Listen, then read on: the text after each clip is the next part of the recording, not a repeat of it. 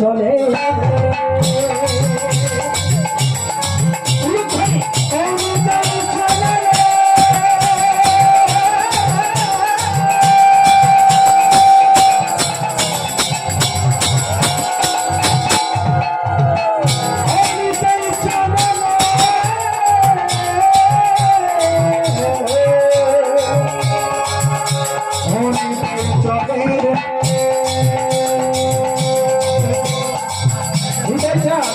আজকে হরিদাস ঠাকুরকে সঙ্গে করে নিয়ে চলেছে ওই নদীয়ার পথে। ওই কলিযুগের ধারে ধারে গিয়ে নিতাই চাঁদ তাদের হাতে ধরে পায়ে ধরে অনেক অনয় বিনয় করে হরিনাম বলাবার চেষ্টা করলো, কিন্তু হাইরে ওরা কপাল কলির কি তারা নিতাই চাঁদকে বলে দিলে, শোনো নিতাই দাদা, তুমি ফিরে চলে যাও, তোমার তো ওই কৃষ্ণ নাম, তোমাদের আনা ওই হরিনাম আমরা কেউ বলবো না, কেউ করবো না, তুমি ফিরে চলে যাও। ভক্তমন্ডলী ভক্তমতী মায়েরা, আজকের নিতাই চাঁদ ফিরে চলে এসেছে গৌর হরির কাছে।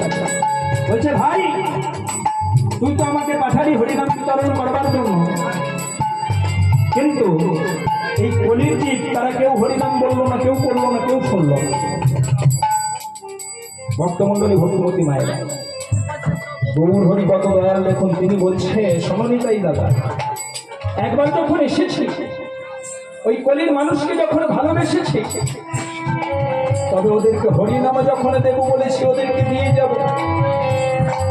শোনো নিতাই দাদা, তুমি আমার জন্য আরো একটা কাজ করবে। শোনো দাদা, তুমি আরো একবার যাও, গিয়ে কি করবে জানো?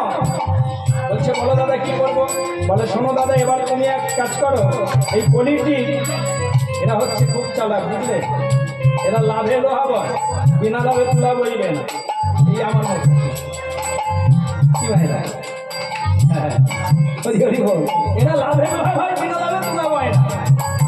বলছে, শোনো নিতাই দাদা গো, তুমি আরো একবারে যাও কলিযুগের ধারে ধারে, ওদের হাতে ধরে পায়ে ধরে যেন তেন প্রকারে হরিনাম দিয়ে তবে যাবে। বলে, ভাই গিয়ে কি করবো? ওরা তো কেউ নাম বলছে না, নাম করছে, করবো। বলে, শোনো দাদা, তুমি এক কাজ করো, এই কলিযুগের দাঁড়ে দাঁড়ে গিয়ে ঘোষণা করে দাও। বলে, হ্যাঁ ভাই কি ঘোষণা করবো? বলে, শোনো দাদা,